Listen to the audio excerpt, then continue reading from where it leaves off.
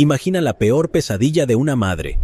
Su hija de 2 años desaparece y el mundo observa cada uno de sus pasos. Pero a medida que avanza la investigación, queda claro que esta historia va más allá de lo que se ve a simple vista. Una enmarañada red de mentiras, engaños y oscuros secretos familiares emerge, tornándose en uno de los juicios más controvertidos del siglo.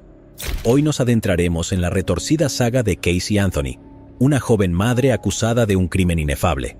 Mientras desentrañamos las capas de este crimen real, quedarás con preguntas sobre todo lo que creías que sabías sobre la culpa, la inocencia y la elusiva búsqueda de la verdad. En Estados Unidos, sería difícil encontrar a alguien que no sepa la historia de Casey Anthony. De hecho, es tan infame que incluso mencionar su nombre evoca una mueca de asco en aquellos que te rodean. Y todo esto porque es la única responsable de la muerte de su propia hija. Pero, ¿por qué tantas personas piensan esto de Casey? Casey no fue encontrada culpable en el tribunal y la evidencia en su contra fue mostrada en televisión abierta para que todo el mundo la viera. Así que, ¿cómo es que el jurado y las personas en general llegaron a conclusiones tan diferentes? Casey misma dice que fue víctima de un departamento de policía excesivamente entusiasta, que solo estaba interesado en cerrar un caso que había captado la atención de los medios nacionales. Ella afirmó que a nadie le importaba la verdad, porque todos siempre han estado obsesionados con contar una buena historia. ¿Estamos todos equivocados acerca de Casey Anthony? ¿Hemos sido engañados? ¿Cuál era la verdad que intentó hacer llegar a la policía? En el episodio de hoy, Mr. Detective intentará responder todas estas preguntas mientras examinamos las semanas previas al arresto de Casey, su juicio y las consecuencias que se desencadenaron una vez que se pronunció el veredicto. Así que siéntate, relájate y prepárate para escuchar la historia de cómo las mentiras de una mujer llevaron a toda su familia al centro de atención nacional, mientras todos buscaban a una niña que ella sabía que ya estaba muerta. El 15 de julio de 2008, dentro de una casa familiar en el corazón del estado del Sol, Florida, una mujer asustada e histérica marcó el 911 para informar que su nieta llevaba desaparecida un mes entero. Al otro lado de la línea, una operadora de la policía de Orlando respondió a la llamada e inició la recopilación de información. Sin embargo, la mujer tenía dificultades para organizar sus pensamientos. De manera frenética, dijo: «Tu hija por fin admitió que la niñera se la robó. Necesito encontrarla. ¿Tu hija admitió que la bebé está dónde?». La operadora pidió aclaraciones y la mujer respondió: «La niñera se la llevó hace un mes. Mi hija la ha estado buscando. Te dije que mi hija había desaparecido hace un mes y la acabo de encontrar hoy, pero no puedo encontrar a mi nieta. Ella me acaba de admitir que ha estado tratando de encontrarla por sí misma». Las siguientes palabras que salieron de la boca de la mujer fueron aterradoras. Sin duda, enviaron un escalofrío por la espalda de la operadora. «Algo anda mal. Encontré el auto de mi hija hoy. Y huele como si hubiera habido un cadáver en el maldito auto». «Ok, ¿cuál es el nombre de tu nieta de 3 años?» «Kaylee». La mujer era Cindy Anthony, la madre de Casey Anthony, y la niña desaparecida era Kaylee Anthony, la nieta de 3 años de Cindy. La interacción que acabo de describirles es la primera parte de una llamada telefónica que duró menos de 5 minutos y que se vuelve más perturbadora a medida que escuchas más. También es la tercera llamada telefónica que Cindy Anthony hizo a la policía ese fatídico día. Después de escuchar a Cindy decir «cadáver», la operadora del 911 tomó la información personal de Cindy y le pidió hablar con la madre de la niña. En la grabación se puede escuchar la voz apagada y distante de Cindy, gritándole a Casey que la policía necesita hablar con ella. También se escucha a Casey diciendo «no tengo nada que decirles», antes de que le entreguen el teléfono y salude a la operadora de manera poco entusiasta. La operadora, confundida y algo irritada, le pide a Casey que explique qué está sucediendo, y con voz firme y sin emociones, Casey responde: «Mi hija ha estado desaparecida durante los últimos 31 días». Después de presionar una vez más por información, Casey confirma los detalles que su madre había dado momentos antes. Ella dijo que la niñera de Kaylee, una mujer llamada Zenaida Fernández González, secuestró a su pequeña y que no la han vuelto a ver desde el 14 de julio. Desde ese día, Casey dice que solo ha hablado con Kaylee una vez, durante aproximadamente 1 minuto, y después de esa llamada, el teléfono de Zenaida ha estado desconectado y nadie ha podido contactarla. La operadora pregunta por qué Casey esperó un mes entero para llamar a la policía, y Casey admite que fue un error estúpido, y que estuvo buscando a Kaylee por su cuenta, utilizando sus propios recursos y tratando de no involucrar a la ley. Por primera vez desde que comenzó la llamada, Casey suena genuinamente preocupada, mientras le dice a la operadora que los oficiales han llegado al lugar. La llamada se termina abruptamente. Más tarde ese mismo día, poco después de las 4 de la tarde, el detective Yuri Melich del Departamento de Policía del Condado de Orange hace sentar a Casey obviamente en una sala de interrogatorios y comienza a interrogarla. Casey ya había hablado brevemente con la policía en el lugar, pero esta era la oportunidad del detective Yuri para obtener un testimonio completo y buscar cualquier inconsistencia lógica en su historia. Aunque la investigación apenas había comenzado, Melich ya sospechaba de Casey debido a lo mucho que le había tomado reportar la desaparición de Kaylee. La mayoría de los padres que pierden el rastro de sus hijos llaman inmediatamente a la policía porque están preocupados y dispuestos a hacer cualquier cosa para ayudar. Pero Casey parecía reticente a involucrar a la policía desde el principio. Para agregar a esta sensación de desconfianza, tampoco podía evitar sentir que Casey parecía molesta con toda la investigación. Melich había visto a madres afligidas antes, y aunque sabía que cada persona responde al estrés de diferentes maneras, el comportamiento de Casey estaba lejos de ser normal. Mientras estaba sentada frente a él, cruzaba los brazos, respondía de manera brusca a sus preguntas y hablaba como si tuviera algún lugar mejor al que ir. Esto preocupaba a Melich, pero intentó darle el beneficio de la duda. Mientras los detectives y Casey se acomodaban en lo que serían horas de conversación, Jerry Demings, el sheriff del condado de Orange, estaba ocupado movilizando un equipo de búsqueda para Kaylee a toda velocidad. Operaba bajo la suposición de que la niña de 3 años estaba desaparecida y posiblemente en peligro mortal. Debido a esto, no se estaban tomando riesgos y en poco tiempo, docenas de investigadores y voluntarios comenzaron a hacer llamadas, dar entrevistas a los medios y tocar puertas. No tenían mucho en qué basarse, pero esperaban que la madre de la niña pronto pudiera indicarles la dirección correcta. Desafortunadamente, Casey estaba pintando un cuadro que dejaba más preguntas que respuestas. Tal como le había dicho a la policía anteriormente, Casey le dijo al detective Melich que una mujer llamada Zenaida Fernández González, también conocida como Annie la niñera, se había llevado a Kaylee 31 días antes y había desaparecido sin dejar rastro. Dado que el detective obviamente estaba ansioso por encontrar y hablar con Zenaida, se centró primero en recopilar información sobre ella. Casey dijo que Zenaida era mitad afroamericana y mitad puertorriqueña, tenía aproximadamente 25 años y había estado cuidando a Kaylee durante casi 2 años. Cuando se le preguntó cómo conoció a Zenaida, Casey dijo que un antiguo compañero de trabajo llamado Jeffrey Hopkins las presentó. Después de que Casey se quejara con él de que tenía problemas para encontrar cuidado infantil de calidad, Zenaida ya había estado cuidando al hijo de Jeffrey, Zach, durante un tiempo, y él la recomendó diciendo que sería perfecta para el trabajo. Según Casey, tanto ella como Jeffrey habían estado trabajando como coordinadores de eventos en Universal Studios Orlando. Para facilitar las cosas para todos, Casey solía dejar a Kaylee en casa de Jeffrey porque ahí es donde Zenaida solía cuidar a Zach. Jeffrey estaba de acuerdo con este arreglo porque les permitía a él y a Casey compartir el auto para ir a trabajar juntos y ahorrar dinero en gasolina. Era una relación win-win. Esperando hablar con esta niñera secuestradora lo antes posible, Melich le pidió a Casey que le proporcionara el número de teléfono de la mujer, pero Casey rápidamente le recordó que estaba desconectado. Melich luego informó a Casey que incluso un número de teléfono desconectado podría ser útil para su investigación, pero la mujer se negó nuevamente a proporcionarlo. Más tarde afirmó que no podía recordar el número completo de memoria. Frustrado, Melich preguntó cómo contactar mejor a Jeffrey Hopkins, pero Casey dijo que él había dejado Universal Studios hace unos 9 meses para vivir fuera del estado en Carolina del Norte, y como podrás imaginar, también había cambiado recientemente su número. Melich obviamente no se creía esta historia, pero no quería confrontar directamente a Casey todavía, así que dejó pasar esa obviamente falsa historia. Luego, Melich le pidió a Casey que describiera la última vez que había visto a Kaylee en persona, enfatizando que cada pequeño detalle era importante y rogándole que fuera lo más específica posible.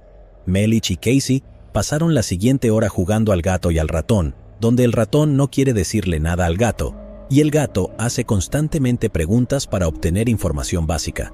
Durante esta tediosa hora, Melich descubre que después de que Jeffrey y su hijo se mudaron a Carolina del Norte, Zenaida comenzó a trabajar desde su propio apartamento en la ciudad. 5 días a la semana, Casey empacaba las cosas de Kaylee, la llevaba al apartamento de Zenaida, se despedía de su hija con un beso y luego regresaba aproximadamente 9 o 10 horas más tarde para recogerla. Así era el proceso normalmente. Sin embargo, el 14 de junio, el último día en que Casey afirmó haber visto a su hija en persona, llegó al apartamento de Zenaida y no había nadie en casa. Al principio, Casey no estaba demasiado preocupada. Dijo que luego pasó el resto de la tarde conduciendo por la ciudad, revisando los lugares donde Zenaida normalmente llevaba a Kaylee, como el parque y el supermercado, antes de aceptar que algo malo les debió haber sucedido. Insegura de qué hacer a continuación, Casey dijo que hizo lo que cualquier persona racional haría en esa situación. Condujo a la casa de su novio, Tony Lazzaro, se quitó los zapatos y se sirvió una bebida fuerte para relajarse después de un día estresante. Por alguna razón, esta admisión no le pareció completamente descabellada a Casey, ni tampoco el hecho de que no mencionara a su hija desaparecida a Lazzaro esa noche, ni en ningún momento durante los siguientes 31 días que pasaron juntos. Sorprendido y sin palabras, Melich le preguntó a Casey a quién le había contado sobre la desaparición de su hija. Casey dijo que había establecido brevemente contacto con Jeffrey Hopkins para ver si tenía un número más nuevo de Zenaida, pero él no lo tenía. Melich le preguntó a Casey si había alguien en todo el mundo con quien pudiera hablar y que pudiera corroborar su historia. Casey dijo que había confiado en una de sus compañeras de trabajo en Universal Studios, Juliette Lewis. Por fin, con una renovada esperanza de tener a alguien más que Casey con quien hablar, Melich pidió el número de teléfono de Juliette. Pero lo creerías si te dijera que Casey dijo que Juliette también había cambiado recientemente el número después de mudarse a la ciudad de Nueva York. Tan pronto como lo dijo, Casey se dio cuenta de que esta excusa contradecía directamente su declaración inicial de que ella y Juliette trabajaban juntas en ese momento. Al darse cuenta rápidamente de esto, trató de enmendar su declaración para que fuera más creíble. El medidor de tonterías de Melich ya estaba al máximo antes de este pequeño desliz, pero el incómodo silencio que siguió fue suficiente para que él desafiara directamente a Casey. Toda su interacción hasta este punto ya le había hecho sospechar que Casey no estaba siendo del todo sincera con él. Pero ahora, cada fibra de su cuerpo le gritaba que Casey era culpable de algo mucho peor que no haber informado de la desaparición de un niño. Melich le preguntó una vez más a Casey por qué no acudió a la policía antes, y Casey respondió: «Creo que parte de mí era lo suficientemente ingenua como para creer que podía manejar esto por mí misma, lo cual obviamente no pude. Tenía miedo de que le pasara algo si notificaba a las autoridades o involucraba a los medios». Luego, Melich le preguntó a Casey si había algo falso en su declaración. Casey dijo que no, y nuevamente reinó un incómodo silencio en la habitación, mientras ella y el detective se miraban fijamente. Él se acercó y le preguntó directamente a Casey: «¿Le causaste alguna lesión a Kaylee, tu hija?». Inmediatamente y sin vacilar, como si esperara esta pregunta, Casey respondió: «No, señor». Mientras Melich y Casey continuaban dando vueltas en la sala de interrogatorios, otros investigadores monitoreaban su extraña interacción a través de las cámaras de seguridad para documentar y transmitir cualquier información útil que pudiera ayudar en la búsqueda de Caylee Anthony. Mientras observaban, notaron que Casey respondía clara y confiadamente a todas las preguntas del detective, sin mostrar ni una pizca de emoción. Si bien se podría argumentar que simplemente intentaba presentarse como una madre racional y fuerte que enfrentaba una situación imposible, todo lo que los investigadores podían ver era a una madre fría y desalmada a la que le importaba muy poco encontrar a su hija. Escuché la grabación completa del interrogatorio y estoy completamente de acuerdo con su evaluación. Si ignoras las preguntas que se hacen y te enfocas solo en el tono de Melich y Casey, casi parece que están teniendo una conversación transaccional, como si Casey estuviera respondiendo preguntas mientras solicita un préstamo bancario. Melich está mucho más animado y muestra una gama mucho más amplia de emociones, mientras prácticamente suplica a Casey en ocasiones que le ayude. Pero Casey permanece impasible en todo momento.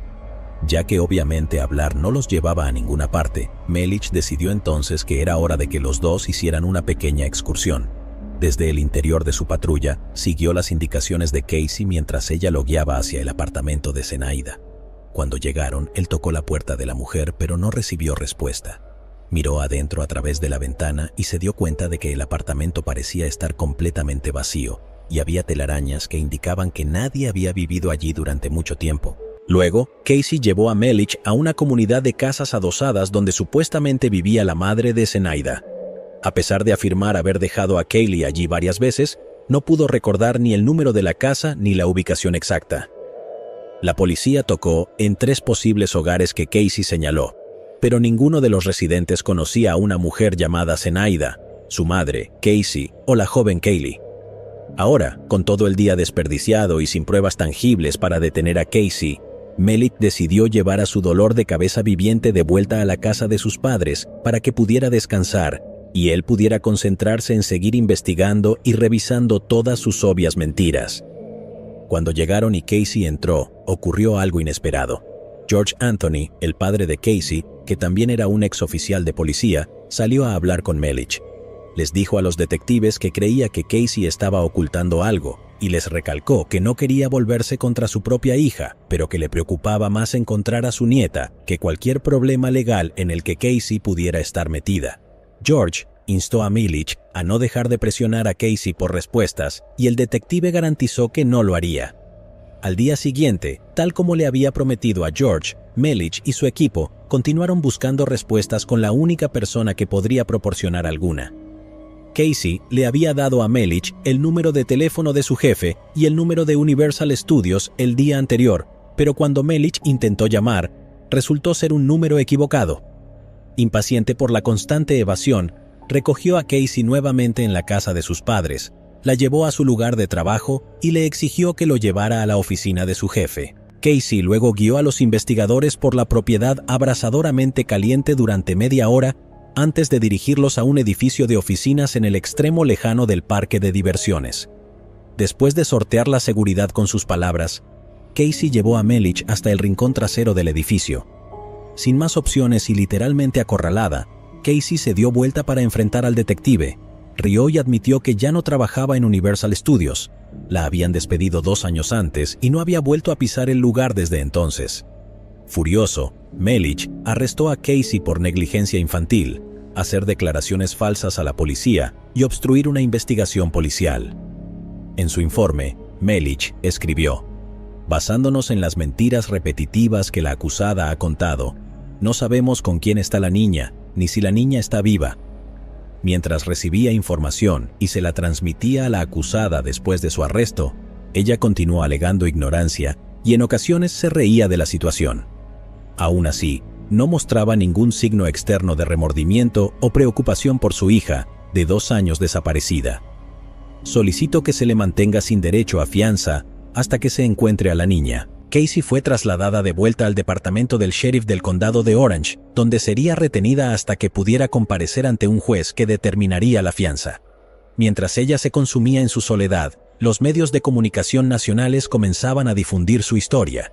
George y Cindy Anthony habían dado múltiples entrevistas en las que suplicaban por información, y esas entrevistas se estaban transmitiendo a nivel nacional. Para una madre preocupada, tanta publicidad sería un sueño hecho realidad, pero para Casey, la mujer que ni siquiera quería involucrar a la policía en primer lugar, era una pesadilla.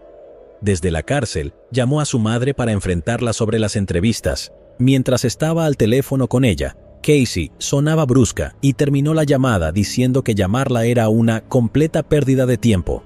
Al día siguiente, el detective Melich volvió a sentar a Casey en una sala de interrogatorios y la confrontó con todo lo que había aprendido en los últimos 2 días. No anduvo con rodeos y le dijo claramente: sé, y tú sabes, que todo lo que me dijiste es una mentira. Después de hablar con George Anthony 2 noches antes, Melich regresó al edificio de apartamentos donde supuestamente vivía Zenaida para hablar con varios residentes y un hombre de mantenimiento. Y tal como sospechaba, nadie llamado Zenaida había vivido allí. También descubrió que todo el edificio estaba designado únicamente para personas mayores, lo que significaba que ni siquiera se permitiría que alguien en sus 20 años viviera allí. Cuanto más buscaba la policía a la niñera Zenaida, menos probable era que existiera en absoluto. De hecho, la mayoría de las personas que Casey mencionó en sus entrevistas iniciales eran completamente inventadas en el momento. Esto incluía al jefe de Casey y a Juliette Lewis. la compañera de trabajo en la que supuestamente Casey había confiado. Una persona que sorprendentemente sí existía era Jeffrey Hopkins, pero el Jeffrey Hopkins interrogado por la policía no se parecía en nada al hombre que Casey había descrito. Mientras Jeffrey afirmaba conocer a Casey, le dijo a la policía que los dos solo eran conocidos, nada más que eso, y que nunca habían trabajado juntos en Universal Studios. Jeffrey había trabajado para Universal Studios en un momento dado, pero había sido despedido en 2002, casi 3 años completos antes de que Casey fuera contratada. Cuando la policía preguntó sobre el paradero de la pequeña Kaylee, Jeffrey reveló que en realidad nunca había conocido a Caylee Anthony, ni había empleado a una mujer llamada Zenaida para cuidar a su hijo. Oh sí, Jeffrey tampoco tenía un hijo llamado Zach, no tenía hijos en absoluto. Mientras Melich continuaba investigando el paso de Casey por Universal Studios, también descubrió que ella no había sido una coordinadora de eventos con salario como originalmente afirmaba. Había sido una trabajadora de un kiosco que ganaba el salario mínimo y vendía fotografías borrosas de recuerdo a los visitantes mientras salían de las montañas rusas. No estoy avergonzando a nadie que venda fotografías de recuerdo para ganarse la vida. Solo creo que es un poco gracioso cómo Casey se presentaba como un éxito cuando en realidad estaba desempleada porque ni siquiera podía mantener un trabajo que generalmente se asocia con adolescentes perezosos. Después de revelarle a Casey lo completamente arruinada que estaba, Melich le recordó que su principal objetivo era traer a Kaylee de regreso a salvo. Todo lo demás podía esperar, pero necesitaban encontrar a la niña desaparecida, cuyo rostro se estaba convirtiendo rápidamente en la noticia principal de todas las estaciones de noticias. Suplicó a Casey que le diera información, pero ella se negó a cambiar su versión. Insistió en que Zenaida probablemente había llevado a Kaylee a México y sugirió que Melich debería dejarla en paz y comenzar a buscar allí. Al día siguiente, el 17 de julio de 2008, Casey compareció ante un juez que afirmó que había mostrado una preocupante indiferencia por el bienestar de su hija, según el informe presentado por el detective Melich y algunas muestras cuestionables obtenidas del maletero del auto de Casey.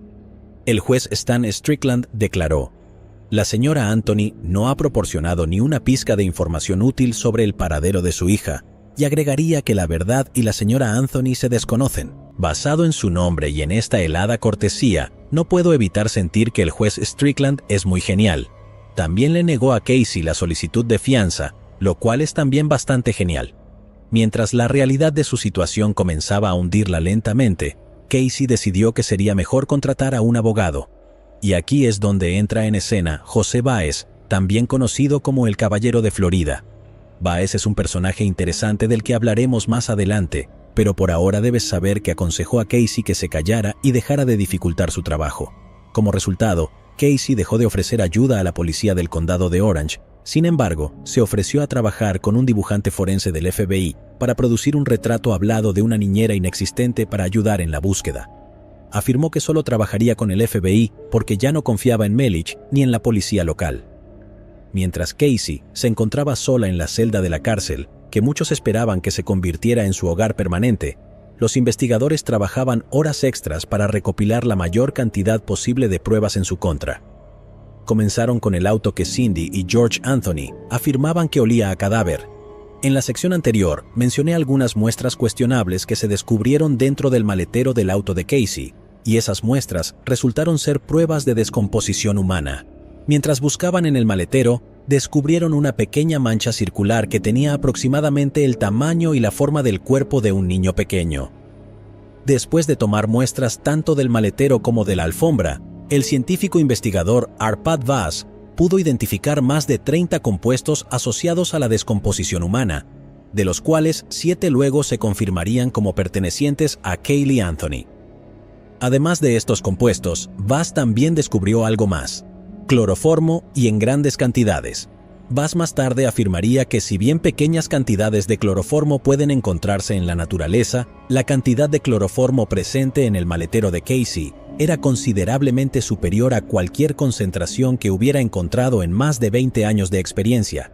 Era como si alguien hubiera derramado una botella de cloroformo y luego intentado limpiarlo usando más cloroformo. Además de esto, también descubrieron un solo cabello castaño sin teñir que creían que pertenecía a Caylee Anthony. Normalmente, un solo cabello en un automóvil sería insignificante. Sin embargo, este cabello mostraba signos de algo llamado bandas de raíz, que describe el anillo negro y grueso que se forma alrededor de las raíces del cabello una vez que una persona ha fallecido. Esta banda solo está presente en cabellos recolectados de cadáveres. Por lo tanto, si realmente pertenecía a Caylee Anthony, debió haberse caído después de su muerte. Desafortunadamente, las pruebas forenses no pudieron confirmar que el cabello perteneciera a Caylee, pero sí demostraron que provenía de un miembro femenino de la familia Anthony.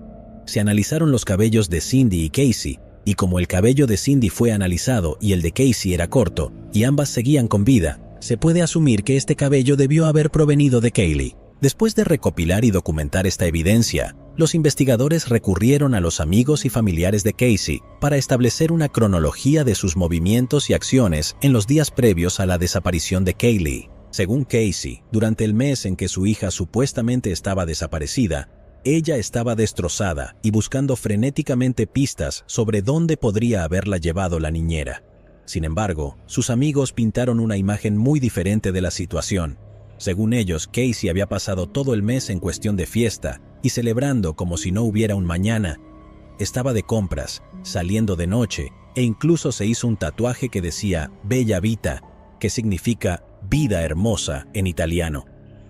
Cuando los investigadores interrogaron a Tony Lázaro, el novio con el que Casey recientemente se había mudado después de una pelea con sus padres, él declaró que Casey parecía completamente normal la noche en que Caylee supuestamente desapareció. Según Lázaro, cuando le preguntó a Casey sobre la ubicación de Caylee, ella dijo que estaba quedándose con la niñera. Lázaro no cuestionó esto, y luego fueron a Blockbuster a alquilar una película. No son exactamente las acciones de una madre frenética. Estos testimonios de sus acciones pueden ser incriminatorios, pero el siguiente registro de su diario prueba que no solo estaba fingiendo ser fuerte por el bien de aparentar fortaleza, como ella afirmaría más tarde. Fue escrita en algún momento entre el 16 y el 20 de junio, exactamente cuando la desaparición de Caylee debería haberla afectado más. No tengo arrepentimientos, solo un poco preocupada. Solo quiero que todo salga bien. Confío completamente en mi propio juicio y sé que tomé la decisión correcta. Solo espero que los fines justifiquen los medios. Solo quiero saber qué depara el futuro para mí. Supongo que tendremos que esperar y ver. Esta es la época más feliz que he tenido en mucho tiempo. Espero que mi felicidad siga creciendo. He hecho nuevos amigos que realmente me agradan. Me he rodeado de buenas personas. Ahora soy feliz, solo espero que no cambie. En la página opuesta, Casey escribió citas absurdamente optimistas como Carpe diem y cada día es un nuevo comienzo. Mientras esta investigación estaba sucediendo, José Báez estaba pidiendo a la corte la liberación de Casey, y aunque el juez Strickland había negado originalmente su solicitud una semana antes, logró convencer al juez de reconsiderar y se fijó una fianza de $500,000, aunque Casey creyó que sus padres aprovecharían la oportunidad de verla liberada. George y Cindy se negaron a pagar la fianza por ella. Ellos creían que el tiempo en la cárcel podría hacerla hablar y animarla a tomar esta situación más en serio. Además, no tenían idea de lo que la policía había encontrado dentro del maletero de Casey, por lo que todavía creían firmemente que Caylee estaba viva y bien. También seguían pasando todos los días frente a las cámaras de televisión, suplicando al público por información y repartiendo carteles de personas desaparecidas con la cara de Caylee. Al ver que sus padres ya no estaban de su lado, Casey se preparó para una larga estadía en la cárcel, pero luego, como si esta historia no pudiera volverse más extraña, un cazador de recompensas de Sacramento, Leonard Padilla, voló a Orlando para pagar los 10 requeridos para que Casey fuera liberada. Padilla hizo esto porque se había involucrado mucho en la búsqueda de la niña desaparecida después de ver las súplicas de George y Cindy en las noticias nocturnas. A diferencia de George y Cindy, Padilla creía que Casey sería más propensa a hablar sobre lo que sucedió si estaba en libertad. Después de que se pagara la fianza, Casey de alguna manera convenció a sus padres de permitirle regresar a casa a pesar de sus protestas anteriores, y lo hizo con un monitor electrónico en el tobillo. Si bien esto podría sonar como la trama de una de las comedias de situación más incómodas que se hayan emitido en la televisión diurna, la libertad de Casey sería efímera, ya que una de sus antiguas amigas, Amy Huizenga, presentó cargos en su contra por un cheque que Casey había falsificado en su nombre. 9 días después de ser liberada, Casey volvió a estar tras las rejas por segunda vez. Esta vez, los investigadores le ofrecieron a Casey un trato. Esperaron que, como ella había experimentado un poco de libertad, estaría más dispuesta a confesar si le ofrecían alguna garantía contra el enjuiciamiento. Este trato implicaba inmunidad limitada para los cargos de proporcionar declaraciones falsas a las autoridades a cambio de obtener más información sobre la ubicación de Caylee. Casey se negó. Parece que todos tenían sus propias ideas sobre cómo hacer que Casey hablara, pero ninguno parecía funcionar. Sus labios estaban sellados siguiendo el consejo de su abogado. Y eso probablemente fue lo mejor, porque las cosas estaban a punto de empeorar no solo para Casey, sino también para toda su familia. Hasta este punto, la cobertura mediática de la desaparición de Caylee había sido en su mayoría compasiva. Sin embargo, en este momento, hubo un cambio casi instantáneo de una sincera preocupación a una furia viciosa. El cambio fue impulsado por un evento importante: la liberación pública tanto del metraje de interrogación de Casey como de las llamadas telefónicas que se habían realizado entre Casey y sus padres mientras estuvo encarcelada por primera vez. Este metraje hizo que Casey luciera terrible, ya que el público por fin pudo ver exactamente lo que los investigadores habían visto. Cuando vieron el metraje del interrogatorio, vieron a una madre despiadada, mentirosa y poco útil. Y cuando escucharon las llamadas telefónicas, oyeron a una niña consentida que casi gritaba a sus propios padres, que estaban al borde de las lágrimas. El metraje dañó tanto la imagen de Casey que puso a todo Estados Unidos en su contra en cuestión de horas. Todas las estaciones de noticias lo transmitían. Todos los comentaristas hablaban al respecto. La cara de la pequeña Caylee ahora era más famosa de lo que había sido nunca, y Casey rápidamente recibió el título que la acompañaría hasta el día de hoy: la peor madre de Estados Unidos. Como ella había previsto esa exacta reacción, José Báez ya había pedido al juez Strickland que suprimiera este metraje, porque creía que su liberación haría imposible encontrar un jurado imparcial para el inevitable juicio de Casey. Pero el juez Strickland dijo que estaba obligado por las muy liberales leyes de información de Florida. Afirmó que simplemente no tenía el poder de suprimir el metraje porque era de gran interés público. Viendo este cambio y preocupados de que la policía no pudiera proteger a Casey mientras estaba en prisión, la determinación de George y Cindy se suavizó y accedieron a pagar la fianza por los cargos de fraude para que Casey pudiera ser liberada una vez más. Este movimiento enfureció aún más al público y pronto comenzaron las protestas frente a la casa de los Anthony. Los manifestantes enojados arrojaban basura a la casa e incluso amenazaban con entrar y encargarse de Casey ellos mismos.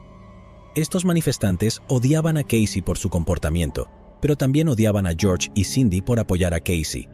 Durante las siguientes semanas, la policía tuvo que ser enviada varias veces para controlar a la multitud, que constantemente estaba al borde de convertirse en una turba. Debido a la presión tanto de los medios como de los funcionarios del gobierno, los cargos contra Casey pronto se elevaron, y el 14 de octubre, 4 meses después de la desaparición de Caylee, un gran jurado acusó a Casey de asesinato capital. Ella se declaró inocente, y la presión continuó aumentando para toda la familia Anthony. George contrató a un portavoz público para hablar con la prensa en su nombre y a un investigador privado para dar seguimiento a las pistas que George creía que no estaban siendo investigadas adecuadamente. Larry Garrison fue el portavoz y Dominic Casey era el investigador. De los dos, la participación de Dominic Casey resultaría ser la más interesante, pero llegaremos a eso en un momento. Por ahora, es hora de abordar los momentos más trágicos de nuestra historia. El 11 de diciembre, todos los peores temores se hicieron realidad cuando Roy Kronk, un lector de medidores de la compañía eléctrica local, hizo una llamada a la policía desde un área cercana a la casa de los Anthony. Kronk dijo que había estado trabajando esa mañana y que acababa de entrar en el bosque para orinar cuando notó una bolsa de basura. Kronk dijo que se acercó a la bolsa de basura, miró dentro y vio algo que parecía un cráneo humano diminuto. Curioso, agarró un palo, lo introdujo en la cuenca vacía del cráneo y lo levantó a 1 metro del suelo para confirmar que sí, efectivamente era un cráneo humano diminuto. Poco después, llegó un equipo forense y comenzó a procesar la escena. Encontraron el cráneo dentro de la bolsa de basura junto con varios huesos más. pero notaron que la mayoría de los restos estaban esparcidos por el área.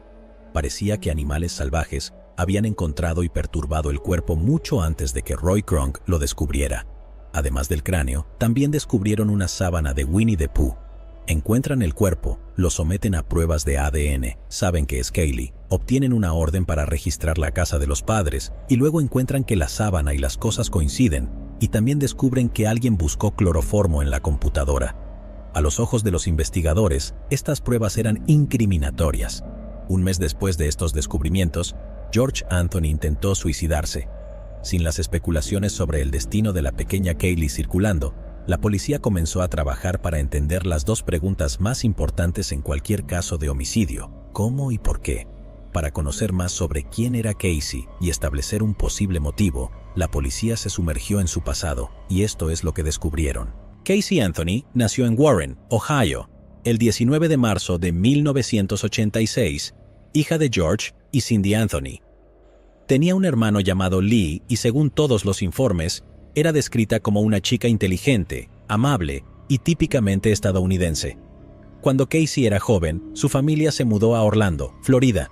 Pero cuando estaba ingresando a la escuela secundaria, los primeros problemas ya comenzaban a surgir. Prestemos atención a una línea del juez Strickland. La verdad y la señorita Anthony se desconocen. Y parece que desde siempre. En 2004, Casey abandonó la escuela secundaria durante el último semestre de su último año, y de alguna manera logró ocultar su ausencia a George y Cindy. Pasó más de 4 meses conduciendo por la ciudad, saliendo con hombres mayores y haciendo lo que le quisiera. Era una buena vida para ella hasta que llegó el día de la graduación. Días antes de que Casey recibiera su diploma, George y Cindy fueron informados por la administración de la escuela de que Casey no se graduaría junto a sus compañeros de clase, lo cual fue comprensiblemente un shock. George y Cindy estaban furiosos. Sin embargo, para evitar la vergüenza y mantener las apariencias en el vecindario, le organizaron una fiesta de graduación a Casey. Invitaron a los vecinos, amigos y a todos los demás que no sabían que Casey había reprobado sus clases y permitieron que Casey se paseara sabiendo muy bien que no se había graduado.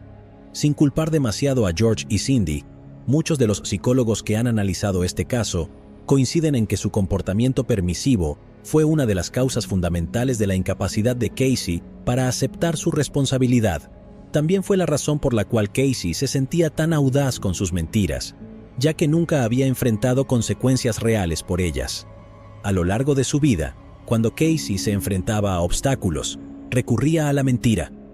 Como resultado, se volvió muy buena mintiendo, y la mayoría de las personas, especialmente aquellas que no eran detectives de policía entrenados, creían en sus mentiras sin cuestionarlas.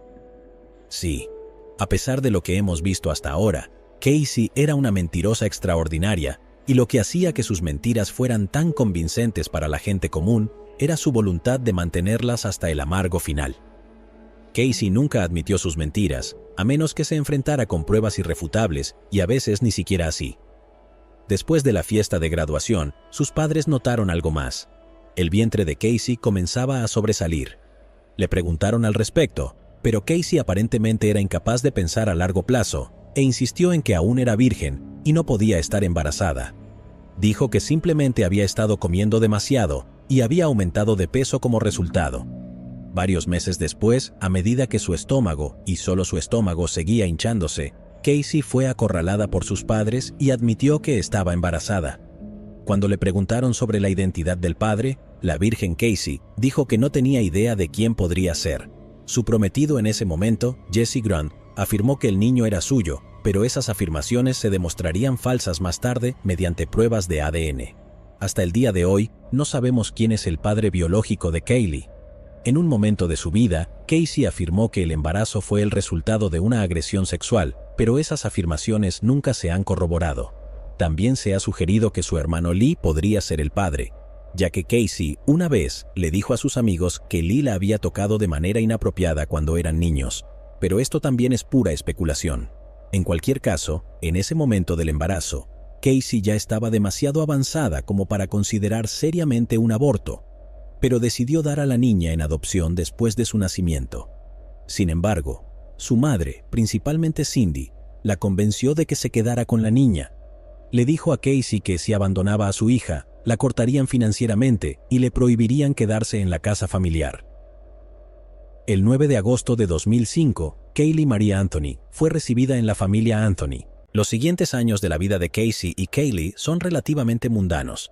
Como mencionamos, Casey trabajó en Universal Studios durante un tiempo, aunque pasó gran parte del tiempo desempleada y dependía del dinero de sus padres para llegar a fin de mes. Ambas vivían con George y Cindy, y sus padres eran muy activos y se preocupaban por ambas. Jesse Grant también actuó como una figura paterna que estuvo presente en la vida de Kaylee en varios momentos a lo largo de su relación con Casey. Estuvieron comprometidos por un tiempo, pero rompieron poco después del nacimiento de Kaylee. Según sus amigos, Casey era una madre cariñosa, pero a la que le gustaba salir de fiesta y divertirse.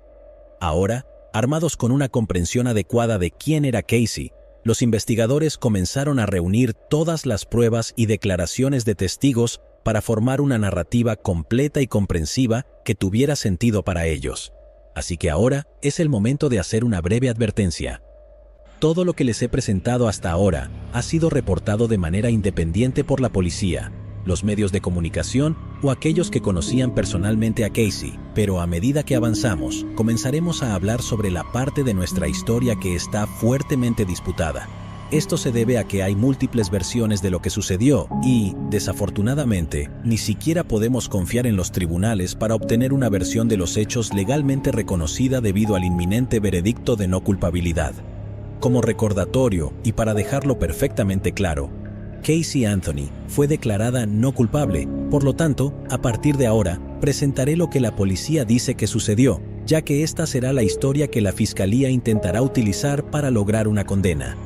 Cubriré las afirmaciones de Casey más adelante durante el juicio, pero por ahora sepan que el resto de este video es simplemente un relato de las creencias de la policía y ciertamente no debe considerarse un hecho. Además, para mayor claridad, todo a partir de este punto en adelante es puramente mi opinión y especulación como escritor. No son hechos establecidos y no pretendo tener ningún conocimiento específico o especializado.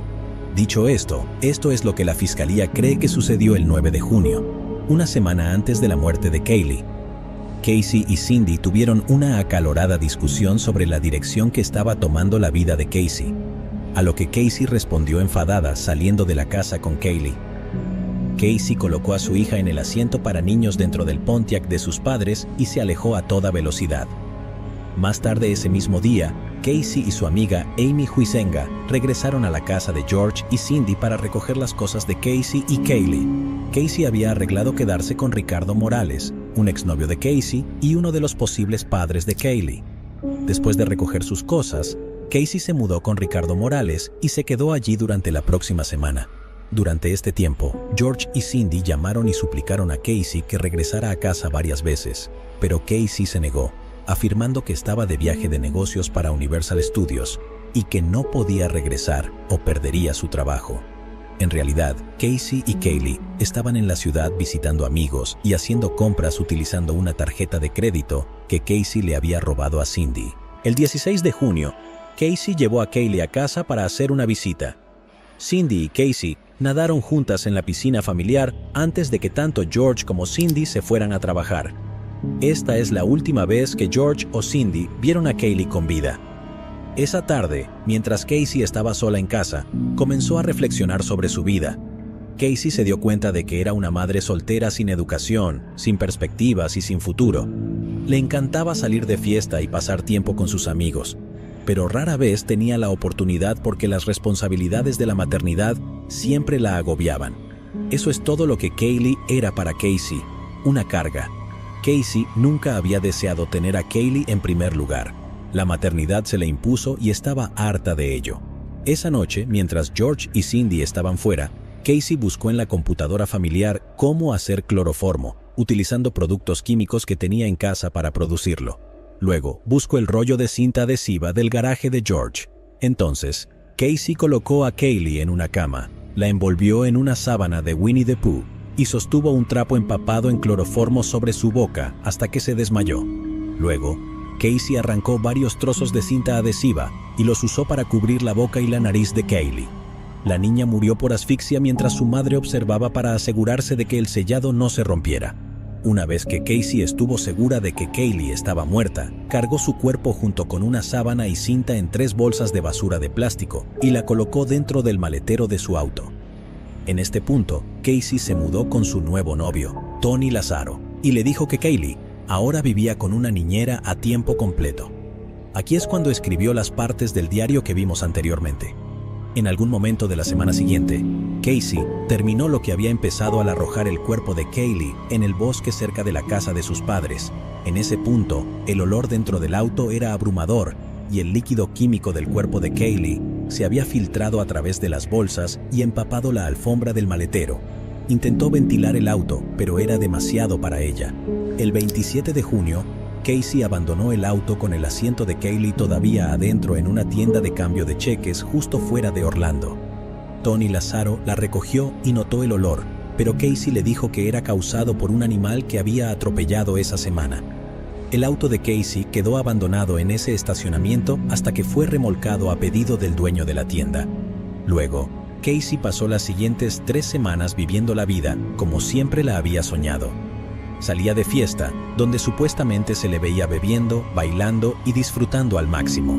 Se hizo un tatuaje de Bella Vita en su hombro e incluso participó en un concurso de cuerpos esculturales, donde posó en el escenario con otras mujeres mientras los hombres en la audiencia las vitoreaban. Mientras todo esto sucedía, Cindy y George hicieron repetidas llamadas a Casey, suplicándole que los dejara hablar con Kaylee. Casey ignoró sus solicitudes y les dijo que estaba demasiado ocupada con el trabajo y que llevaría a Kaylee de visita pronto. El 15 de julio, 31 días completos desde la muerte de Kaylee, George y Cindy recibieron una carta de la empresa de remolque que había confiscado el auto de Casey. George pagó para recuperar el auto, pero tan pronto como subió a la cabina, reconoció de inmediato el fuerte olor y llamó a Cindy para contarle lo que había encontrado. Muy preocupados, George y Cindy pasaron el resto del día buscando a Amy Huizenga, la chica que había ayudado a Casey a mudarse de la casa de los Anthony, para ver si sabía dónde había ido Casey. Para su sorpresa, Amy les dijo que ella y Casey habían peleado después de que Casey falsificó cheques por valor de $700 a su nombre y que ya no le importaba si Casey vivía o moría. Amy le señaló a George y a Cindy la dirección del apartamento de Tony Lazzaro. Más tarde ese día, encontraron a Casey y a Lazzaro bajo los efectos de la marihuana. Intentaron obligar a Casey a explicar sus acciones y decirles dónde estaba Kaylee, pero ella se negó. Entonces, para persuadir a Casey de regresar a casa, amenazaron con arrestarla por robar su tarjeta de crédito. Aún así, Casey se negó, y Cindy hizo 2 llamadas telefónicas separadas a la policía, donde declaró que deseaba que su hija fuera arrestada por fraude. Casey suplicó a Cindy que retirara los cargos, y Cindy aceptó con una condición. Casey debía admitir dónde estaba Kaylee. Luego inventó la historia falsa de secuestro en el acto, y una histérica Cindy le creyó y llamó al 911 por tercera vez. Y aquí es donde comenzó nuestra historia. Después de que Larry Garrison se hizo cargo de todas las relaciones públicas de la familia Anthony, los detalles disponibles sobre la vida de Casey se volvieron escasos. En su mayor parte, estuvo fuera del foco de atención, excepto en una ocasión en la que terminó declarándose culpable de otros 13 cargos por fraude de cheques y se le ordenó pagar restitución a sus numerosas víctimas. 2 cosas destacables ocurrieron antes del juicio y ambas involucraron al juez Stan Strickland. Primero, Strickland anunció que permitiría a la fiscalía buscar la pena de muerte y segundo, se excusó después de que surgieron pruebas de que había filtrado información sobre el caso a un bloguero llamado Dave Neckel. En mi opinión, esto fue un movimiento poco apropiado por parte del juez con un nombre increíble, lo que resultó en su reemplazo por el juez Belvin Perry. Cuando se acercaba la fecha del juicio, Cindy Anthony también decidió apoyar completamente a su hija. No se sabe exactamente qué causó este cambio, pero fue un cambio dramático. Cindy comenzó a aparecer en programas de televisión a nivel nacional donde enfatizaba al público que Casey era inocente y testificaría en su defensa. El 24 de mayo de 2011 comenzó el juicio de Casey Anthony.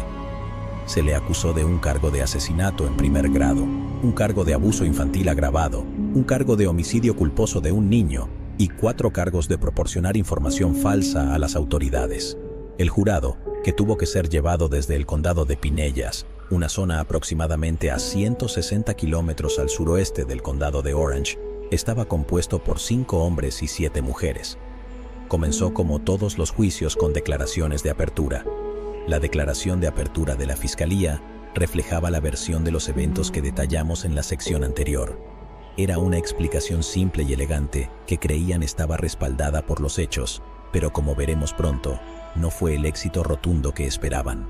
La defensa, obviamente, tenía una batalla cuesta arriba, ya que Casey había pasado los últimos 3 años siendo vilipendiada por los medios y cualquier jurado tendría algún nivel de prejuicio en su contra. Sin embargo, como todos sabemos, el trabajo de un abogado defensor no es probar la inocencia, ya que la carga de la prueba recae únicamente en la Fiscalía. Todo lo que necesitaban hacer era sembrar suficientes dudas para convencer al jurado de emitir un veredicto de no culpabilidad. Para lograr esto, José Báez utilizó la estrategia de culpar a alguien más, y la persona a la que eligieron era el propio padre de Casey, George Anthony. A pesar de que Cindy ahora estaba completamente apoyando a su hija, Báez tomó completamente por sorpresa a todos en la sala del tribunal con esta revelación. La narrativa, de la cual George solo se enteró días antes, fue presentada al jurado, que se sentaron en silencio y asombro. La defensa afirmó que la muerte de Kaylee fue un accidente. En su versión de los hechos, Casey era una madre soltera agotada que se quedó dormida con Kaylee en sus brazos, pero cuando despertó más tarde, Kaylee había desaparecido. Ella y George procedieron a buscar por toda la casa a Kaylee, pero no pudieron encontrarla. Cuando George buscó afuera, descubrió el cuerpo sin vida de Kaylee flotando en la piscina familiar. Teorizaron que Kaylee se había despertado, se había deslizado de debajo de los brazos de Casey y había salido por la puerta trasera, cayendo en la piscina familiar. Cuando Casey salió, encontró a George sosteniendo el cuerpo inerte en sus brazos. La niña estaba azul y fría, obviamente muerta. El padre había dicho que no había nada que se pudiera hacer por ella. Según ellos, cuando Casey vio que su hija estaba muerta, George le dijo que tenía que salir de la casa y desaparecer inmediatamente. Le dijo a Casey que él se encargaría de todo y que no se preocupara. Casey afirma que él fue quien se deshizo del cuerpo de Kaylee y que nunca volvió a ver el cuerpo de su hija. Ahora hay varios problemas con esta historia que fueron evidentes de inmediato para la acusación, y la Fiscalía intentó abordarlos todos en su declaración inicial. Veamos cómo respondieron a las preguntas del jurado antes de que siquiera las hicieran. Primero, si todo hubiera sucedido como la defensa afirmaba, ¿por qué Casey y su padre no llamaron simplemente a la policía y lo reportaron? Si la muerte de Kaylee fue un verdadero accidente y la evidencia en la escena corroboraba su historia, entonces Casey no sería considerada responsable de la muerte de su hija, ¿verdad? El abogado afirmaba que George fue quien sugirió a Casey que no llamara a la policía, y Casey estuvo de acuerdo porque George le había enfatizado que pasaría el resto de su vida en prisión por negligencia infantil si lo hacía. Recordemos que George era un exoficial de policía y en la mente de Casey, esto le habría dado una idea de cómo la policía vería la muerte de Kaylee. George le dijo a Casey que sería mucho mejor para ella y toda la familia si Kaylee simplemente desapareciera por un secuestro. Pero, ¿por qué el jurado creería que Casey habría aceptado su plan? Ella era adulta y perfectamente capaz de comportarse de manera racional, ¿verdad? Bueno, no según el abogado, quien sorprendió a todos una vez más al afirmar que Casey había sido abusada sexualmente por George desde que tenía 8 años. Dijo que Casey no tenía más opción que escuchar a su padre porque desde muy joven había sido entrenada para reprimir y ocultar los secretos de su padre. Casey simplemente estaba haciendo lo que George la había entrenado para hacer durante toda su vida. Encubrir la muerte de Kaylee era solo la continuación de la relación abusiva padre-hija que ambos compartían. Pero la forma en la que Casey había logrado comportarse durante los 31 días antes de la llamada al 911 fue lo que hizo que la realidad se estrellara contra la familia Anthony. No sorprendentemente, Báez tenía una respuesta para eso también. Él dijo que Casey estaba acostumbrada a fingir que todo estaba normal porque había sido obligada a hacerlo toda su vida. En su declaración inicial, Báez dijo que el 16 de junio de 2008, después de la muerte de Kaylee, Casey hizo lo que había estado haciendo toda su vida, la mayor parte del tiempo, ocultando su dolor, yendo a ese rincón oscuro y fingiendo que no vive en la situación en la que está viviendo. Esta niña, a los 8 años, aprendió a mentir inmediatamente. Podría tener 13 años, tener el de su padre en la boca y luego ir a la escuela y jugar con los demás niños como si nada hubiera pasado. Baez presentó esto al jurado mientras George Anthony estaba sentado en la parte posterior de la sala del tribunal con la cabeza inclinada hacia un lado y los ojos clavados en el suelo. La acusación de que George Anthony realmente abusó de Casey nunca se ha probado, pero eso no impidió que la defensa afirmara que los 31 días que siguieron a la muerte de Caylee, en los que Casey salió de fiesta, consumió drogas y participó en un concurso de belleza, fueron el resultado de una vida de abuso y negación intencional de la realidad. Esta declaración inicial, que fue pronunciada con mucha convicción por Baez, cayó sobre el jurado como una bomba. Nadie esperaba que Casey cambiara su historia de manera tan drástica, y cuando sucedió, ninguna persona pudo decir honestamente que lo vieron venir. En lo que a mí respecta, no hay evidencia que respalde estas afirmaciones de abuso, y Casey es una conocida mentirosa patológica cuya reputación habla por sí misma. Sin embargo, este era el plan que la defensa había formulado, y era un plan que destrozaría a la familia Anthony. En esta sección voy a proporcionarte toda la evidencia y testimonios relevantes que la acusación presentó, y a explicar cómo José Baez y el resto del equipo de defensa de Casey refutaron esa evidencia. Dado que esta sección obviamente no podrá cubrir todo el juicio de 6 semanas en detalle, pasaré por alto gran parte de los testimonios y me centraré en los hechos. Si estás interesado en obtener más información, todo el juicio ha sido subido a YouTube en 74 videos separados, así que siéntete libre de verlos todo lo que quieras. Además, dado que hay muchas revelaciones a lo largo del juicio, esta sección no está en orden cronológico, sino que se presenta como un resumen, así que agárrate porque te voy a dar mucha información. Dado que la acusación buscaba una condena por asesinato en primer grado, se propusieron demostrar 3 cosas: que la muerte de Caylee Anthony fue un homicidio premeditado, que Casey Anthony fue la responsable de su muerte y que el motivo de Casey para matar a Caylee fue su propio deseo egoísta de vivir una vida sin hijos.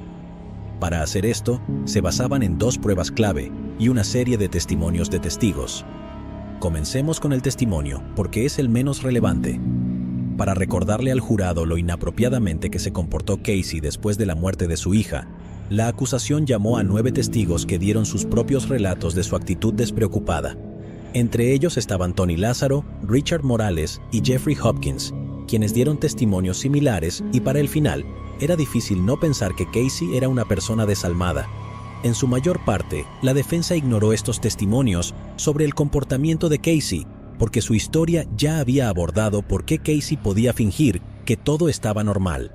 En cambio, Baez les preguntó a cada uno de los testigos si creían que Casey era una buena madre, y para sorpresa de todos, testificaron que, según lo que habían presenciado mientras Caylee estaba viva, Casey siempre había sido una madre fenomenal.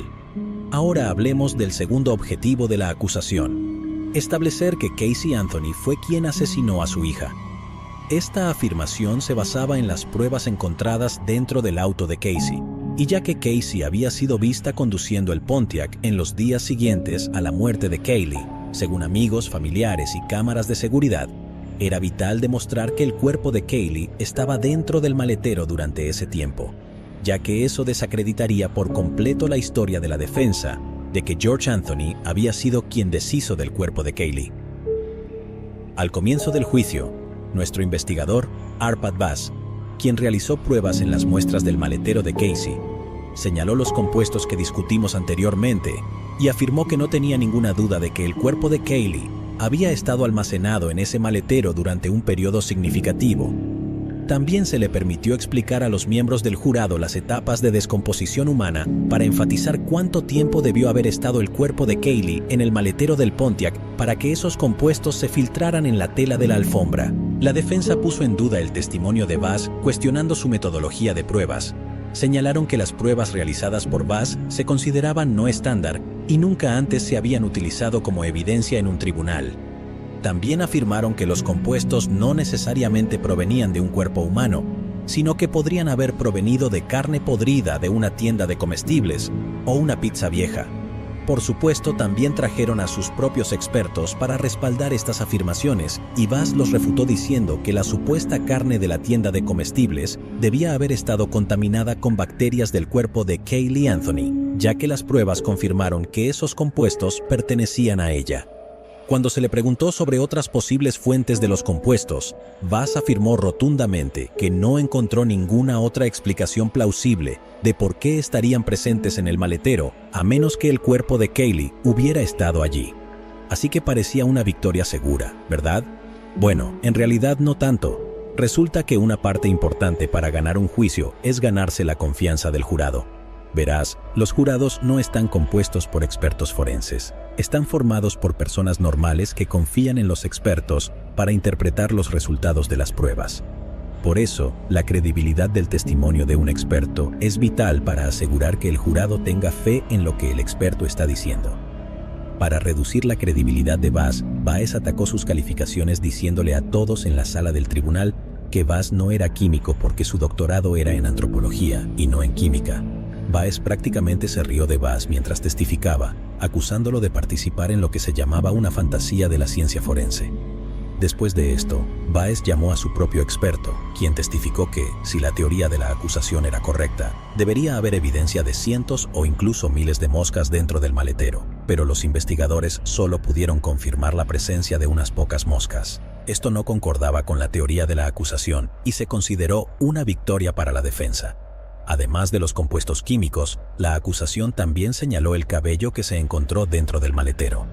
Sin embargo, como no se pudo probar que el cabello pertenecía a Caylee, la defensa argumentó que no probaba absolutamente nada. ¿Estás siguiendo la historia hasta ahora? Espero que sí, porque es hora de hablar del último obstáculo de la acusación: demostrar que la muerte de Casey fue un homicidio. Para esto, había dos pruebas principales, una circunstancial y otra directa. Primero, la prueba circunstancial. Durante el testimonio, Bass apuntaba hacia la sorprendentemente alta cantidad de cloroformo encontrado dentro del maletero de Casey, lo cual la acusación argumentó que solo estaría presente en caso de un asesinato premeditado. Sin embargo, durante el contrainterrogatorio, la defensa argumentó que el cloroformo era un producto químico estándar que se encuentra en muchos productos de limpieza del hogar, y que el agua de la piscina también podría haber causado un resultado positivo en la prueba. Cuando la acusación mencionó las búsquedas en Internet, Cindy Anthony testificó que ella fue la responsable de buscar cloroformo, pero dijo que la búsqueda fue el resultado de un error al intentar buscar la palabra clorofila. Documentos posteriores demostraron que Cindy estaba mintiendo y que muy probablemente había cometido perjurio, ya que sus tarjetas de tiempo demostraron que estaba en el trabajo cuando se realizaron las búsquedas. De acuerdo con la mayoría de los analistas que han estudiado el caso, el testimonio de Cindy no fue más que un intento mal planificado de salvar a su hija de la prisión. De cualquier manera, la defensa aún así logró presentar una explicación que al menos era plausible. Ahora, con la evidencia circunstancial fuera del camino, hablemos de la parte más crucial del caso de la acusación: la cinta adhesiva que se encontró junto al cuerpo de Caylee. Esta cinta era significativa porque era la única prueba que apuntaba definitivamente hacia el asesinato. Básicamente, todo el caso de la acusación se basaba en estas 4 pequeñas piezas de cinta y en dónde exactamente se encontraron en relación al cuerpo de Caylee. Sin ellas, no había arma homicida, y no había nada más que insinuar a la asfixia. En total, se encontraron 4 trozos cuadrados de cinta adhesiva en o alrededor del cuerpo de Caylee. El primero estaba adherido al costado de su cráneo, el segundo y el tercero flotaban sueltos dentro de la bolsa de basura, y el cuarto fue encontrado aproximadamente a 1,80 m de distancia fuera de la bolsa. La fiscalía se centró principalmente en los 3 que estaban dentro de la bolsa con el cuerpo de Caylee. La principal evidencia de que se había utilizado cinta adhesiva para poner fin a la vida de Caylee fue la posición en la que se encontró su cráneo. Verán, cuando se encontraron los restos de Caylee, estaban completamente esqueléticos, lo que significa que no quedaba tejido blando en ellos. Esto significa que la estructura del cuerpo había colapsado por completo como se esperaba, excepto en un lugar, la mandíbula. La mandíbula de Caylee fue encontrada en una posición anatómicamente correcta, es decir, debajo de la maxila, como si estuviera aún viva. La fiscalía afirmó que la única forma en que esta colocación era posible después de tanto tiempo era si la cinta adhesiva había mantenido su mandíbula en su lugar durante la descomposición. Alegaron que las 3 piezas de cinta adhesiva encontradas dentro de la bolsa habían mantenido involuntariamente su rostro unido mientras se descomponía. Si esa explicación te parece un poco débil, no estás solo. Para que esto sea cierto, la defensa señaló que el cráneo de Kaylee debió haber permanecido sin ser alterado hasta que la policía procesara la escena, porque si se hubiera movido en absoluto, ya sea por animales, investigadores o el hombre que descubrió el cuerpo, entonces la colocación de la cinta y la mandíbula serían completamente irrelevantes. Para plantear preguntas sobre el día en que se descubrió el cuerpo de Kaylee, se llamó a declarar a Roy Kronk. La defensa le preguntó si alguna vez había tocado los restos de Kaylee, y Roy le dijo al jurado cómo había usado un palo para levantar el cráneo de Kaylee antes de dejarlo caer de nuevo en la bolsa. Luego se disculpó y dijo que, si hubiera sabido que era el cuerpo de Kaylee, simplemente lo habría dejado y llamado a la policía. Los abogados utilizaron este testimonio para decir que la principal evidencia de homicidio presentada por la fiscalía era una escena del crimen contaminada y que el hecho de que se encontrara cinta adhesiva en el cráneo de Kaylee era irrelevante. Incluso afirmaron que era posible que alguien hubiera contaminado intencionalmente la escena del crimen para que la existencia de la cinta adhesiva dentro de la bolsa pareciera más sospechosa de lo que realmente era. Más tarde, los abogados también llamaron a Werner Spitz, un patólogo forense famoso que había testificado previamente durante el juicio de O.J. Simpson y había sido parte del equipo que investigó el asesinato del presidente John F. Kennedy. Spitz declaró que la cinta no mostraba huellas dactilares, células de piel ni ADN de ningún tipo que él esperaría ver en una cinta que se había utilizado para cubrir la boca y la nariz de alguien. ¿Dudas de la historia de la fiscalía? Bueno, el jurado ciertamente lo hizo. Más adelante en el juicio, la defensa también intentó socavar toda la investigación al afirmar que el Departamento de Policía de Orlando había exagerado a propósito muchos detalles sobre el cuerpo de Kaylee en un intento por agitar las emociones del público y crear publicidad positiva para el departamento. Según esta narrativa, la policía había tomado intencionalmente un trágico accidente y lo había distorsionado en un cuento de asesinato. Y con eso llegamos al final de las pruebas. Así que, toma un momento para reflexionar sobre todo lo que hemos discutido y prepárate para escuchar todos los jugosos detalles sobre la supuesta implicación de George Anthony en la muerte de Caylee Anthony. Aparte de la capacidad de convencer al jurado y sembrar dudas razonables en casi todas las partes de la teoría de la acusación, hubo otra cosa que ayudó a la defensa más que cualquier otra cosa, y fueron las numerosas mentiras de George Anthony y su extraño comportamiento durante la investigación inicial de la desaparición de Kaylee. Sé que debes estar pensando, pero te prometo que no te saltaste accidentalmente ninguna parte en algún momento. Hay una razón por la cual no he mencionado las mentiras de George Anthony todavía, y es porque no quería añadir más confusión a una línea de tiempo que ya se estaba volviendo difícil de manejar. Sin embargo, la verdad es que Casey no es la única mentirosa en esta historia, porque George también compartió su parte justa de falsedades a lo largo del camino.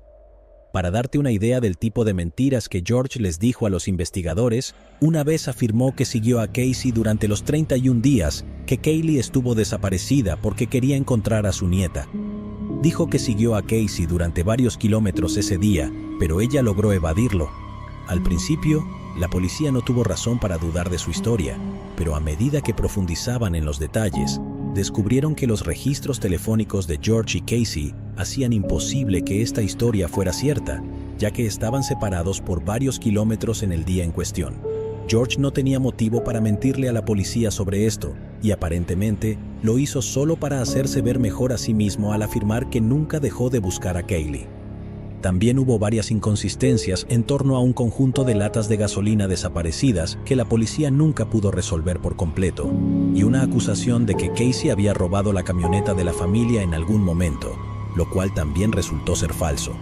Además de esto, George guardaba varios secretos, como un segundo teléfono celular, una amante secreta y una pistola que había comprado para obtener una confesión de los amigos de Casey, de quienes creía que conocían el paradero de Kaylee. Te estoy contando todo esto ahora porque vamos a hablar sobre la historia de la defensa y todas sus inconsistencias lógicas.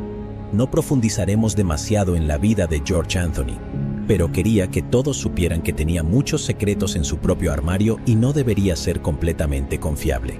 Si estás interesado en profundizar en este caso, deberías comenzar investigando a George Anthony, porque al igual que Casey, es todo un personaje. Durante su testimonio, George negó haber ocultado el cuerpo de Kaylee y, dado que esto iba en contra de su versión de los hechos, la defensa necesitaba presentar a George de manera negativa. Y vaya que lo hicieron. Sacaron a relucir todas las inconsistencias mencionadas anteriormente, además de su intento de suicidio y la nota de suicidio, lo cual podría haber insinuado su implicación en la muerte de Kaylee. No voy a citar esa nota por respeto, pero diré que la he leído y personalmente no creo que implique a George Anthony. Para mí, parece que fue escrita por alguien que estaba sufriendo y buscaba una salida después de ver cómo su vida entera se desmoronaba. Durante el contrainterrogatorio, la fiscalía confrontó a George con su declaración sobre el olor a descomposición en el maletero de Casey. Frente al jurado, George reafirmó su creencia inicial de que era descomposición humana, pero no descartó la posibilidad de que el olor pudiera haber venido de otra cosa. Cuando le preguntaron sobre la declaración que le hizo al detective Melich instándolo a investigar más a fondo a Casey, George confirmó que ese encuentro tuvo lugar, pero afirmó que en ese momento era un abuelo preocupado que sabía que su propia hija no estaba siendo completamente honesta con él. Alegó que actuaba impulsado por la pura emoción debido a que su familia entera se estaba desmoronando. También se le cuestionó sobre el presunto abuso sexual de Casey y lo negó rotundamente. Después de esto, el juez Perry prohibió a José Báez mencionar nuevamente el presunto abuso de George, ya que simplemente no había evidencia para respaldarlo. Entonces, ¿hubo alguna evidencia de que George estuviera involucrado en la muerte de Kaylee? Bueno, sí, pero es muy circunstancial. En la declaración inicial, Báez le dijo al jurado que la familia Anthony había tenido muchas mascotas durante la infancia de Casey. Dijo que cuando una de las mascotas de la familia moría, George se encargaba de desechar el cuerpo del animal para que Casey no tuviera que verlo. Aparentemente, según múltiples fuentes, George desechaba las mascotas fallecidas envolviéndolas en varias bolsas de basura, sellando esas bolsas con cinta adhesiva y luego las arrojaba al mismo bosque donde se encontró el cuerpo de Kaylee. ¿Es esto una prueba de algo? No, pero es una coincidencia inquietante. Pero dejando eso de lado, permíteme contarte sobre los problemas con el caso de la defensa. Primero, las acciones de George Anthony después de la muerte de Kaylee no respaldan esta narrativa de ninguna manera. Presionó fuertemente en los primeros días de la investigación para que Melich investigara más de cerca a Casey, lo cual obviamente no es algo que haría si estuviera tratando de proteger a Casey. Además, no habría hecho apariciones en televisión donde suplicaba al público respuestas y afirmaba que no estaba seguro de la implicación de su hija en la desaparición de Kaylee. Se podría argumentar que George simplemente estaba interpretando el papel de un abuelo afligido mucho mejor de lo que Casey podría interpretar a una madre afligida, pero también hay otros problemas con esta teoría. Como exoficial de policía, George estaba extremadamente familiarizado con los procedimientos policiales y sabría lo terrible que luciría la historia del secuestro de Casey. Sabría que la policía buscaría hasta el último rincón en su búsqueda de Kaylee y que proporcionarles una lista de nombres falsos y números de teléfono no sería suficiente. Sabría que mantener el cuerpo de Kaylee en el maletero dejaría amplias pruebas forenses, como efectivamente sucedió. Y si él fue quien desechó el cuerpo de Kaylee, dejándolo a poca distancia de la casa familiar, fue un movimiento estúpido en el mejor de los casos.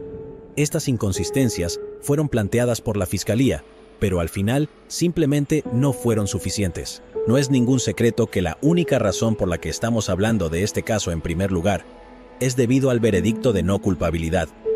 Si Casey hubiera sido declarada culpable, su historia sería mucho menos notable y probablemente ya se habría desvanecido de la conciencia pública. Pero debido a que el veredicto fue tan impactante y nunca se han proporcionado respuestas definitivas, la historia de Kaylee sigue viva en los corazones y mentes de muchos detectives aficionados de Internet y teóricos de conspiración. Pero ahora que has escuchado ambos lados de la historia, las pruebas y muchas discrepancias, seguro que te preguntas cómo y por qué el jurado emitió el veredicto al que te hemos estado llevando todo este tiempo. Así que respondamos esa pregunta. ¿Por qué absolvieron a Casey Anthony? Bueno, la respuesta es en realidad mucho más simple de lo que parece. Muchos abogados que han analizado este caso dicen que el veredicto fue el resultado tanto de una acusación débil como de una defensa sólida. Muchos argumentan que la acusación sobrecargó a Casey al buscar la pena de muerte por asesinato en primer grado, y lo hicieron sin pruebas suficientes para respaldarlo. Recuerda que casi todo lo que presentó la acusación fue circunstancial y se basó en gran medida en la teoría de asfixia con cinta adhesiva. Cuando surgieron interrogantes sobre cómo se encontró el cuerpo de Caylee, el jurado se quedó con muchas dudas razonables. En resumen, la acusación no logró demostrar siquiera que la muerte de Caylee fue resultado de un homicidio. El jurado no necesitaba creer que la historia de Casey fuera verdadera, y la mayoría de ellos no la creían. Todo lo que la defensa tenía que hacer era sembrar dudas razonables, y lo lograron.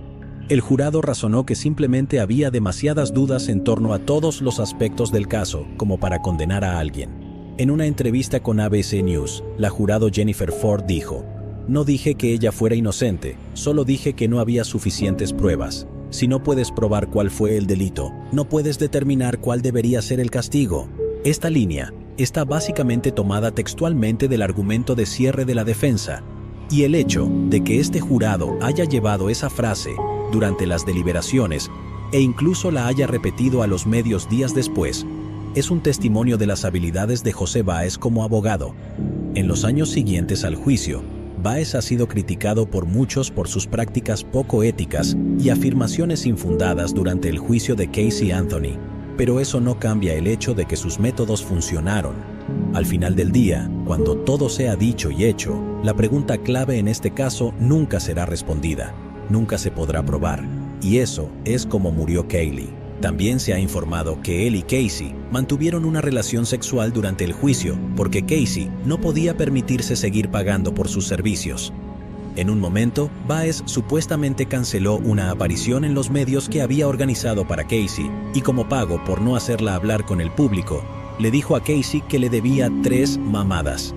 Estas acusaciones provienen del investigador de la familia Anthony, Dominic Casey, y no han sido probadas. Casey y Báez también negaron haber tenido una relación en algún momento. Toma esta historia con pinzas. El 5 de julio de 2011, después de aproximadamente 10 horas completas de deliberación, el jurado regresó con un veredicto de no culpabilidad para los 3 cargos graves. Sin embargo, encontraron a Casey culpable de los 4 cargos menores restantes, que fueron el resultado de dar declaraciones falsas a las autoridades. Después del veredicto, la acusación dijo que estaban mal y la reacción del público reflejó eso.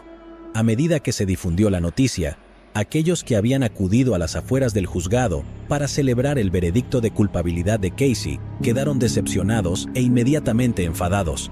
La multitud gritó cosas como "asesina de bebés" y "esta es otra ojo a". Muchos llevaban tiras de cinta adhesiva en la boca con frases como "es una asesina" y "mató a Casey" escritas en ellas. Solo puedo imaginar que la acusación debió estar sudando porque que tu caso se compare con el juicio de O.J. Simpson prácticamente garantiza que te has metido en un buen lío. George y Cindy recibieron instrucciones de abandonar la sala del tribunal antes de que se leyera el veredicto, porque la policía sabía que no podían garantizar su seguridad. Los propios jurados también temían por sus vidas, ya que se preocupaban de que el público pudiera buscar venganza contra ellos. El juez Perry estuvo de acuerdo con sus preocupaciones y ordenó que los nombres de los jurados no se revelaran durante 7 días completos para permitir que las tensiones se calmaran. Después de este breve periodo, varios jurados supuestamente recibieron desde simples preguntas sobre su razonamiento hasta amenazas de muerte.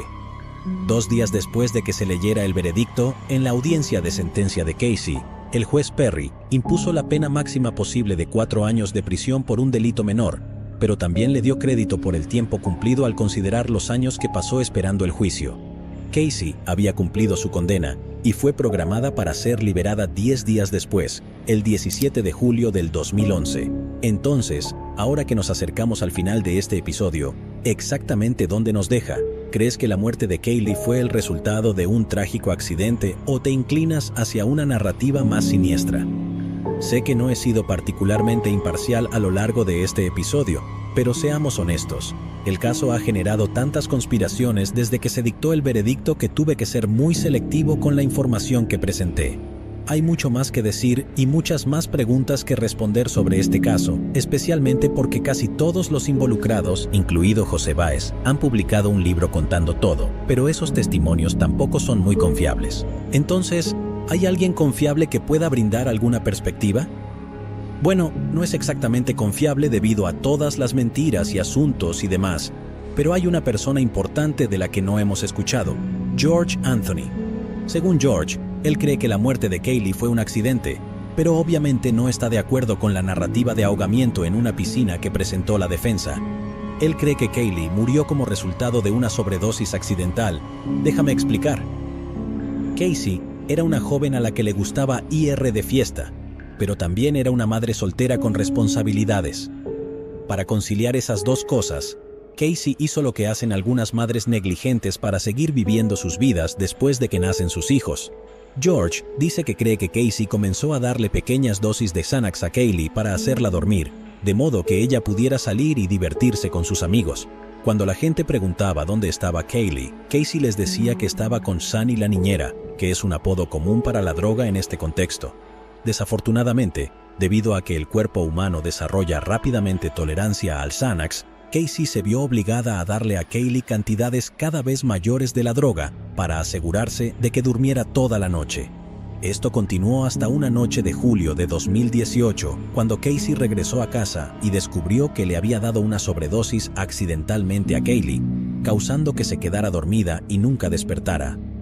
Sabiendo que la policía detectaría Xanax en su sistema, Casey entró en pánico, cargó el cuerpo de Kaylee en el maletero del Pontiac y lo dejó allí durante más de una semana mientras evitaba intencionalmente a sus padres y trataba de inventar una historia creíble. Luego, una vez que el olor se volvió insoportable, arrojó el cuerpo en el bosque cerca de la casa de sus padres porque sabía que rara vez la gente usaba esos bosques y quería que el cuerpo de Kaylee estuviera cerca. Debido a que ella ya había estado diciéndole a la gente sobre su Shani la niñera durante mucho tiempo, se vio obligada a inventar una explicación para esto y eso inspiró la historia de Zenaida Fernández González. ¿Hay alguna prueba detrás de esta teoría? Ninguna en absoluto, pero quería mencionarla porque pasamos la segunda mitad de este video discutiendo la posible participación de George, así que me pareció justo escucharlo. Entonces te pregunto de nuevo, ¿qué piensas? ¿Fue la muerte de Kaylee Anthony un accidente o los medios de comunicación exageraron la historia? Llegados aquí, ¿acaso no has visto este otro crimen? Yo no me lo perdería,